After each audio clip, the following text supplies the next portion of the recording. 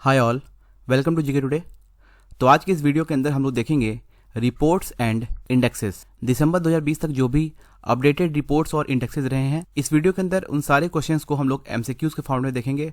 और ये जो सेगमेंट है ना, ये आज के डेट में एग्जाम में बहुत पूछे जाते हैं। जैसे मान लो आप हिस्ट्री का कोई भी आप एक सेक्टर ले लो, आप मेडिवल हिस्ट्री ले लो या फिर एशियन हिस्ट्री ले लो, तो जितना क्वेश्चन इस पार्ट से नहीं बनेगा उससे ज़्यादा क्वेश्चन आपके आज के डेट में रिपोर्ट्स और इंडेक्सेस से बन जाते हैं। इसलिए जो वीडियो है ये काफ़ी ज़्यादा इंपॉर्टेंट बन जाता है। और चाहे आप कोई भी कॉम्पिटिटिव एग्जाम ले लो, इस सेगमेंट से आपके क्वेश्चन बनेंगे ही बनेंगे। तो चलिए स्टार्ट करते हैं वीडियो को। इस वीडियो को मैं आप तक लेके आ रहा हूँ। मेरा नाम रितेश कुमार। अभी हाल ही में एक एसर की रिपोर्ट आई थी। एसर मतलब annual status of education report. इस रिपोर्ट के तहत ऐसे कितने प्रतिशत बच्चे, ऐसे कितने परसेंटेज ऑफ बच्चे हैं जो ऑनलाइन क्लासेस को अटेंड किए हैं। ये हम लोग बात कर रहे हैं रूरल इंडिया की, ग्रामीण भारत की। तो मात्र 11% ही ऐसे बच्चे हैं जो इस ऑनलाइन क्लासेस को एक्सेस कर पाए। इस रिपोर्ट के तहत तकरीबन 60,000 लोगों का, रादर स्टूडेंट्स का एक सर्वे किया गया, जिसमें ये पाया गया कि ओनली 1/3 ऐसे स्टूडेंट हैं जो ऑनलाइन क्लासेस को एक्सेस कर पा रहे हैं। तो आप यहाँ से पता लगा सकते हैं कि भले ही हमारे देश में जो एक हम लोग कहते हैं डिजिटल की क्रांति आई है, ये होने के बावजूद भी ग्रामीण इलाकों में कितनी डिजिटल इनइक्वालिटी है। तो इसका सही आंसर है only 11% of the students have online access to the classes. Option A is the right answer. इसके अलावा हम लोग कुछ इंपॉर्टेंट ऑर्गेनाइजेशन देख लेते हैं जो इंपॉर्टेंट रिपोर्ट्स को पब्लिश करते हैं। एशियन डेवलपमेंट आउटलुक जो है ये एडीबी ऑर्गेनाइजेशन जो है ये पब्लिश करती है। ग्लोबल फाइनेंशियल सिस्टम रिपोर्ट ये करती है bank for international settlements. Global money laundering report ये वेरी इंपॉर्टेंट है, ये करती है FATF मतलब कि financial action task force. Indian state of forest report ये करती है फॉरेस्ट सर्वे ऑफ इंडिया, ये भी इंपॉर्टेंट है। Change the world list data ये करती है फॉर्च्यून। टेक्निकल कॉपरेशन रिपोर्ट ये करती है IAEA मतलब कि इंटरनेशनल एटॉमिक एनर्जी एजेंसी, और यही ऑर्गेनाइजेशन भी करती है न्यूक्लियर टेक्नोलॉजी रिव्यू। भारत का ऐसा कौन सा राज्य है जो पब्लिक अफेयर्स इंडेक्स में टॉप किया है? तो ये राज्य है केरला। तो लार्ज स्टेट कैटेगरी में केरला ने टॉप किया है। और ये जो रिपोर्ट पब्लिश किया है ये किया है पब्लिक अफेयर्स इंडेक्स। और इस इंडेक्स को रिलीज कौन करता है? ये करता है पैक, पब्लिक अफेयर्स सेंटर। इस बात को याद रखिएगा, पब्लिक अफेयर्स इंडेक्स को रिलीज करता है पब्लिक अफेयर्स सेंटर। इसके तहत लार्ज स्टेट्स की कैटेगरी में जो बेस्ट परफॉर्मिंग स्टेट है based on a composite index in sustainable development वो है केरला। दूसरे नंबर पे है तमिलनाडु, तीसरे नंबर पे है आंध्र प्रदेश, और चौथे नंबर पे है कर्नाटका, और सबसे लास्ट है उत्तर प्रदेश।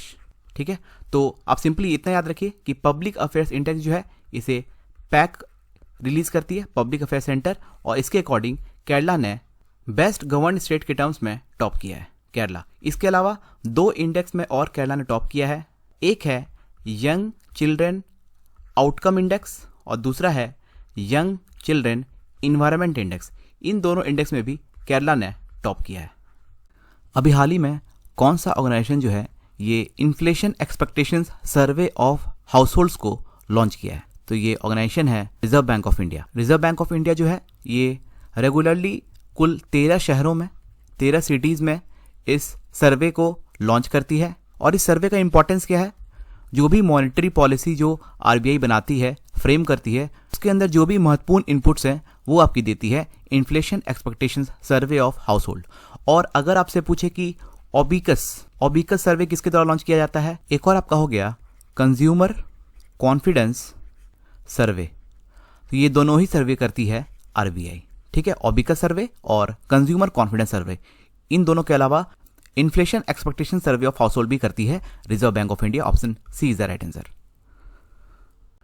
कौन सी बॉडी ने, कौन सा निकाय ने एक draft model act and rules on conclusive land titling को रिलीज किया है? तो लैंड टाइटलिंग क्या होता है? ये एक प्रोसेस है जब एक लैंड को प्रीवियस ओनर से फ्यूचर ओनर को हैंडओवर किया जाता है। इसमें बहुत सारे प्रोसेसेस को इन्वॉल्व किया जाता है कि अगर आप कोई लैंड खरीद रहे हो वाया बिल्डर और डेवलपर, तो उसमें काफ़ी ज़्यादा लॉन्ग प्रोसेस होता है लैंड टाइटलिंग का।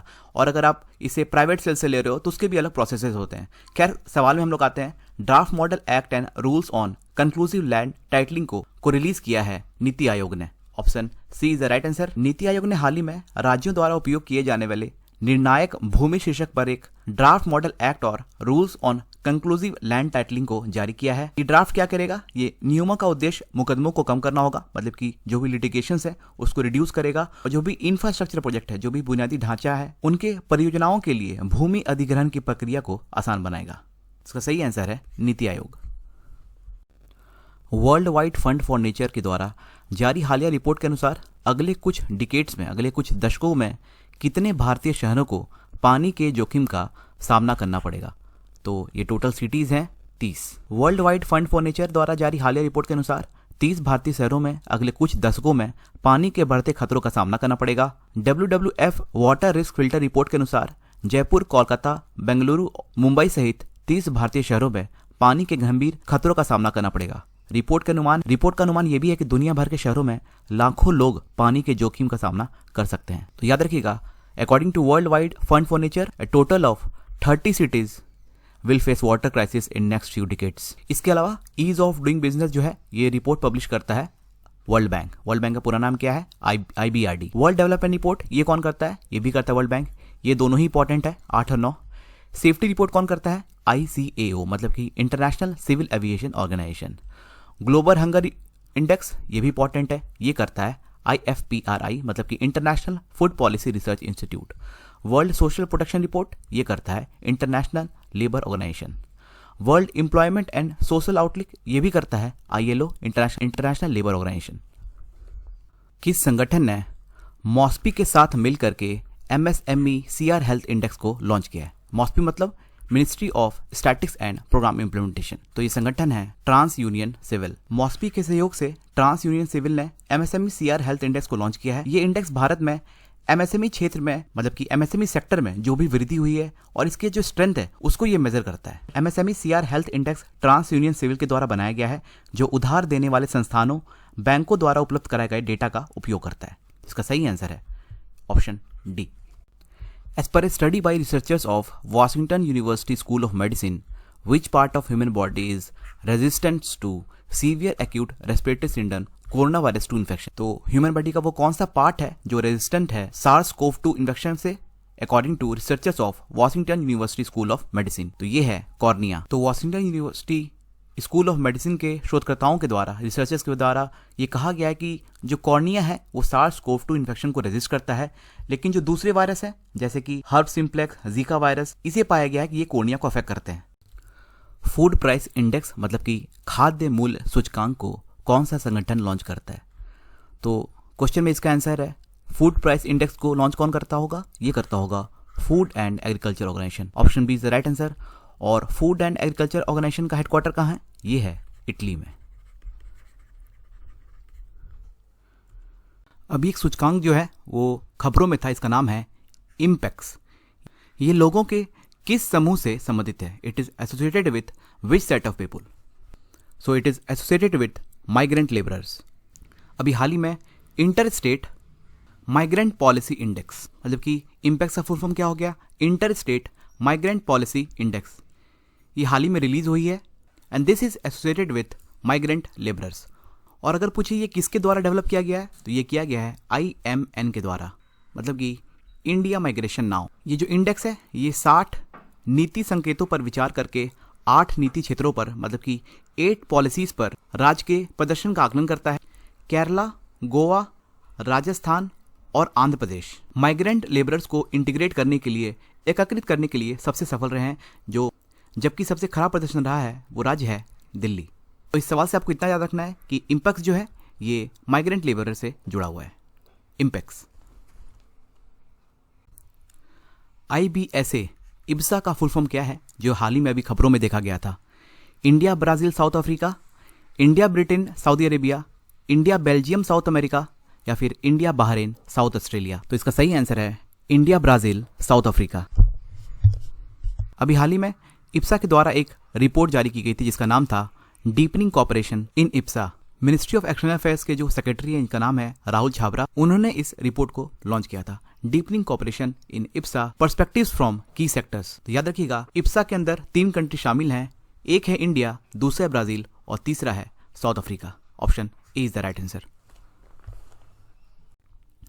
अभी 2 संगठन एक है वर्ल्ड हेल्थ ऑर्गेनाइजेशन और दूसरा है अमेरिका की centre for disease control and prevention. इन दोनों ऑर्गेनाइजेशन के according India has failed to vaccinate 1.2 million infants against which disease. तो WHO और CDC की हालिया रिपोर्ट के अनुसार भारत किस बीमारी के खिलाफ 1.2 मिलियन शिशुओं का टीकाकरण करने में विफल रहा है? तो ये डिजीज है मीजल्स। इस रिपोर्ट के अनुसार भारत उन 6 देशों में शामिल है जिनमें सबसे अधिक इन्फेंट्स हैं जिन्हें 2020 में मीजल्स के टीके की पहली खुराक नहीं मिली थी। रिपोर्ट में यह कहा गया कि भारत मीजल्स के टीके के खिलाफ 1.2 मिलियन इन्फेंट्स का टीकाकरण करने में विफल रहा है। इसका सही आंसर ऑप्शन डी मीजल्स। और ये भी याद रखिए कि इंडिया का जो टारगेट है टू एलिमिनेट ट्यूबरक्लोसिस इज 2025 और मलेरिया को एलिमिनेट करने के लिए 2030। भारत का एकमात्र शहर कौन है जो वर्ल्ड्स बेस्ट सिटीज के अंदर शामिल किया गया है? तो वर्ल्ड्स बेस्ट सिटीज लिस्ट के अंदर जो एकमात्र शहर भारत का है वो है दिल्ली। कनाडा बेस्ड एक कंपनी है, उसका नाम है रेजोनेंस कंसल्टेंसी लिमिटेड। इसने हाल ही में अभी वर्ल्ड्स बेस्ट सिटीज रिपोर्ट को लॉन्च किया है जिसके तहत लंदन, न्यूयॉर्क और पेरिस को फर्स्ट, सेकेंड और थर्ड पोजीशन मिला है। वहीं दिल्ली जो है वो इंडिया का एकमात्र शहर इस लिस्ट में शामिल है, इसकी रैंक है 62nd। याद रखिएगा, Delhi is the only city to feature in world's best cities list released by resonance consultancy limited of Canada, where first position is backed by London. पहला प्रथम स्थान किसको मिला है? ये मिला है लंदन को।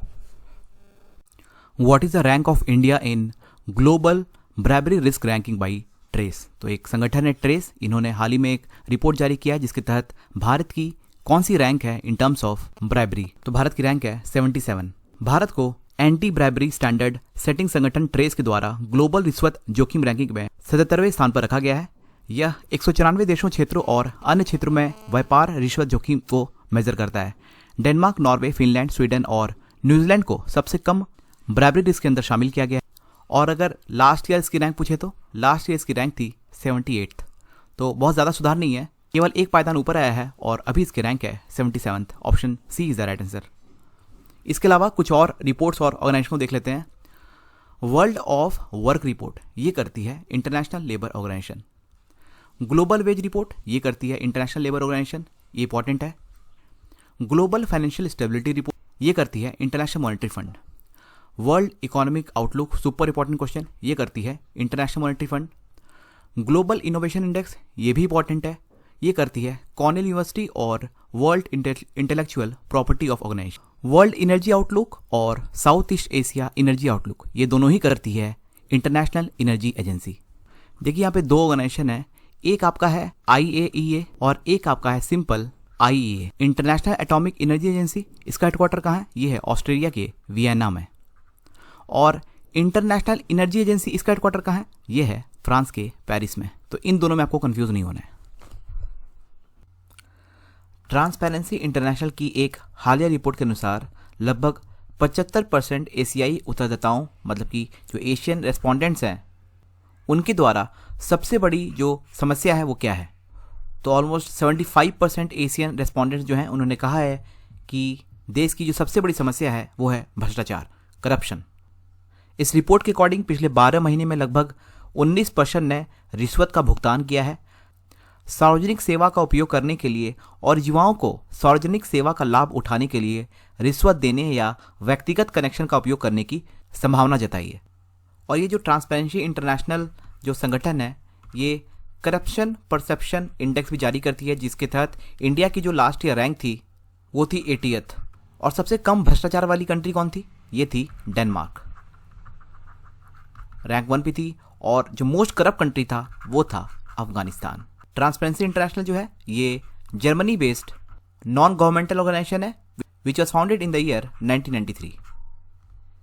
किस संस्था ने मिटिगेशन एंड मैनेजमेंट ऑफ कोविड-19 practices from India states and union territories की रिपोर्ट को लॉन्च किया है, रिलीज किया है? तो ये इंस्टीट्यूशन है नीति आयोग। और मैंने आपको थोड़ी देर पहले बताया था कि नीति आयोग ने ही draft model act and rules on conclusive land titling को भी रिलीज किया था। नीति आयोग के जो चेयरमैन है वो हैं नरेंद्र मोदी, जो प्राइम मिनिस्टर होते हैं वो चेयरमैन होते हैं, और जो CEO हैं वो हैं अमिताभ कांत, और जो वाइस चेयरमैन है उनका नाम है राजीव कुमार। और नीति आयोग का फुल फॉर्म क्या है? National institution for transforming India.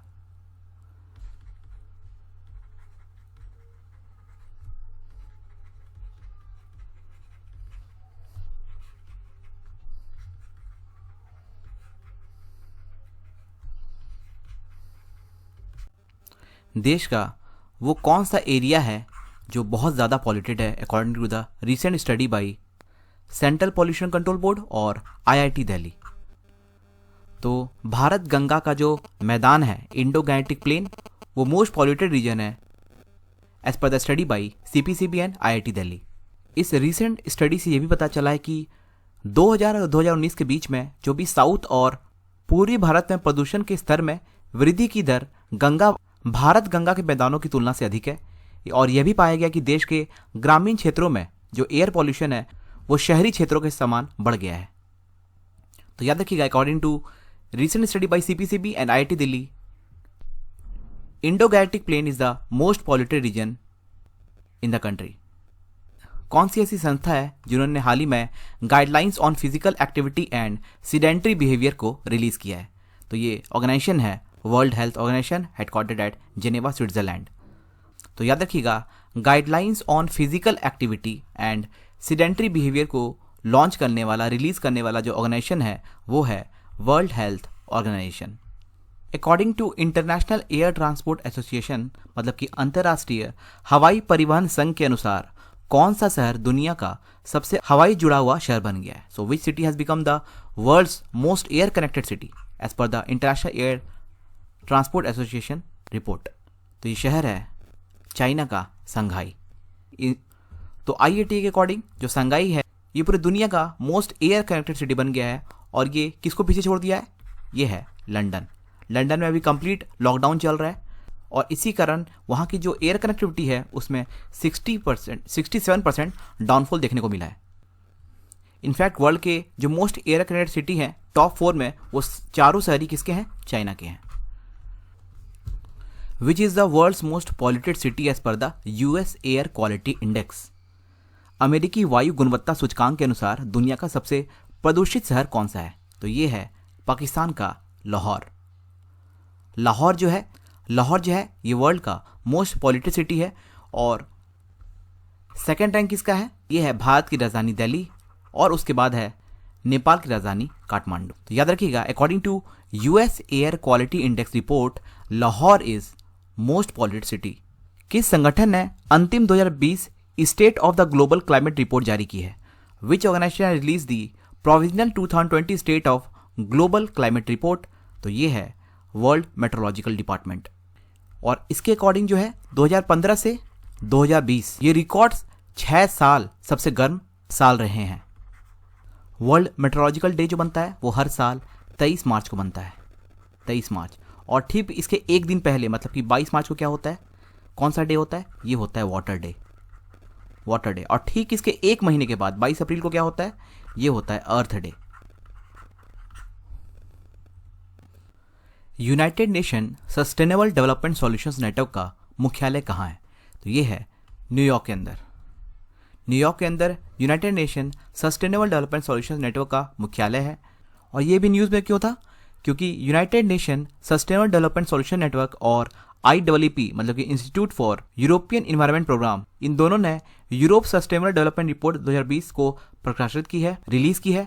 यह यूरोपीय संघ, इसके सदस्य राज्यों और अन्य यूरोपीय देशों की सस्टेनेबल डेवलपमेंट गोल्स की जो प्रगति है उस रिपोर्ट को ये लॉन्च की है। आपको पता होगा कि यूनाइटेड नेशंस ने 2015 के अंदर टोटल 17 सस्टेनेबल डेवलपमेंट गोल्स की नींव रखी है, जिसके तहत इसका जो टारगेट है इस सारे डेवलपमेंट गोल्स को अचीव करने के लिए वो रखा है 2030। इस गोल्स के अंदर क्या क्या आते हैं? जैसे कोई पॉवर्टी नहीं होना चाहिए, no poverty, zero hunger, good health and sanitation, quality education, gender equality. तो एक खुशहाल देश के लिए जितने सारे कंट्रीज हैं वो आगे चल करके अच्छे से सस्टेन कर सके, इसके लिए ये 17 सस्टेनेबल डेवलपमेंट गोल्स को जारी किया गया है, जिसके तहत 2030 के अंदर सारे देशों को इन सारे गोल्स को टारगेट करते हुए अपने देश के अंदर इस गोल्स को कंप्लीट करना है। तो याद रखिएगा, UN sustainable development solution network, इसका जो मुख्यालय है ये है न्यूयॉर्क के अंदर। Option A is the right answer.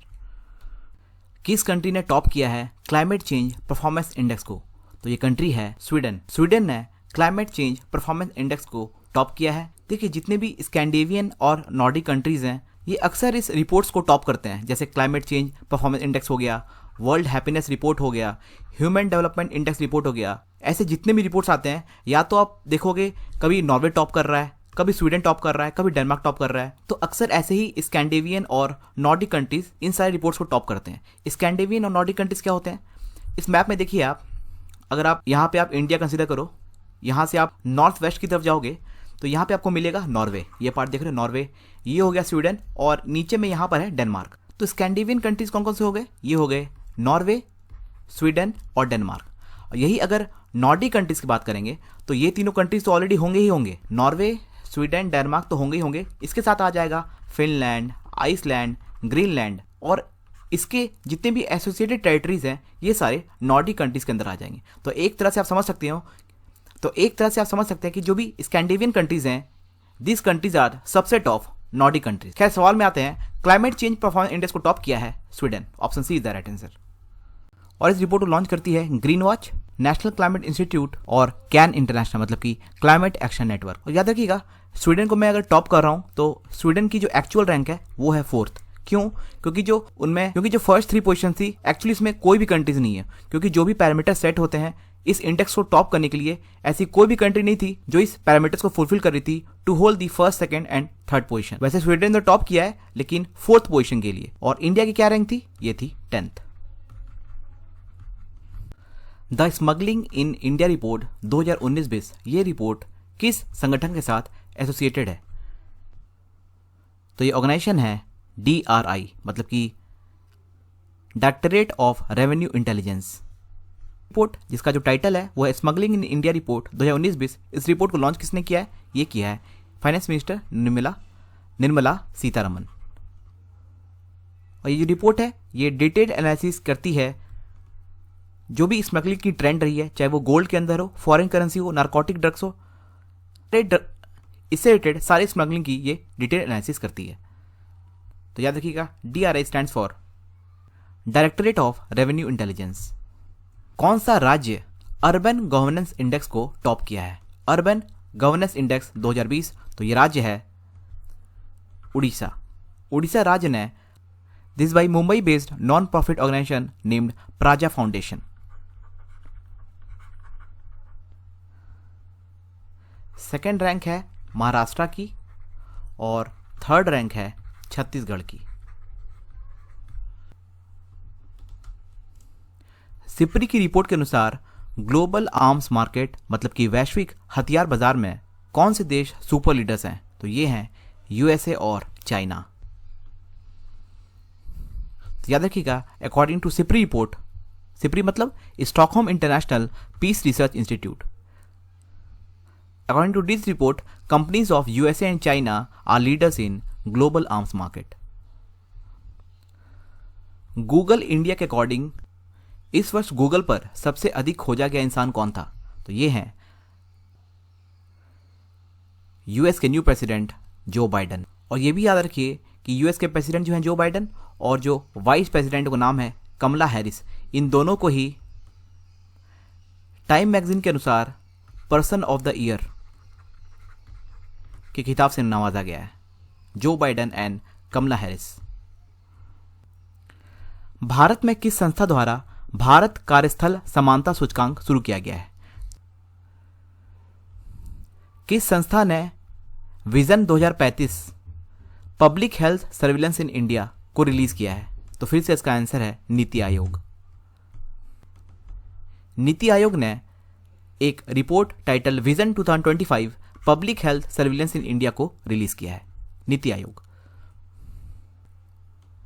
2020 state of education report for India vocational education first report को लॉन्च किया है, तो ये संस्था है यूनेस्को। यूनेस्को ने भारत के लिए 2020 state of the education report की शुरुआत की है।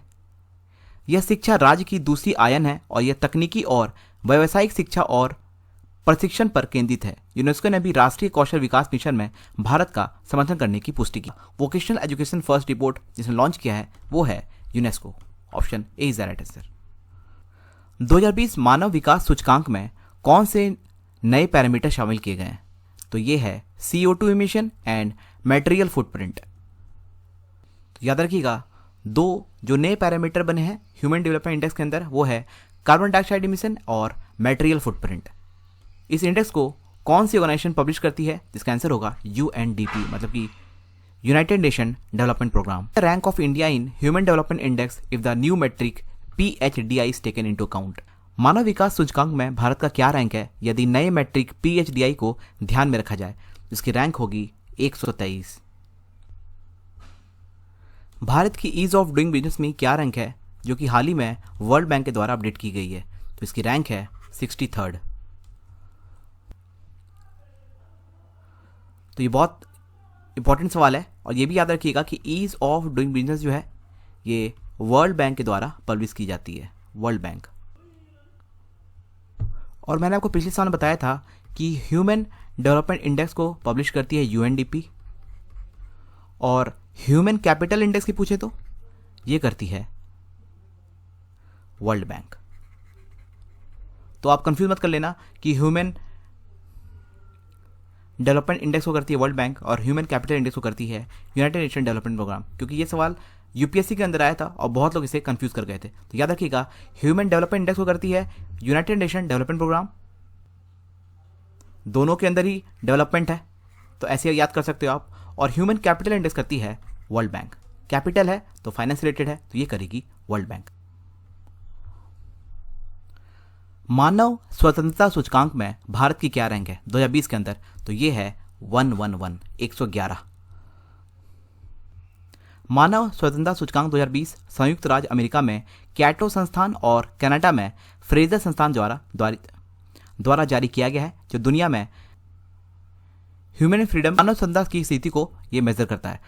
इस इंडेक्स में शामिल 162 देशों में से भारत को 111वां स्थान, और अगर रैंक 1 की बात करें तो ये है न्यूजीलैंड।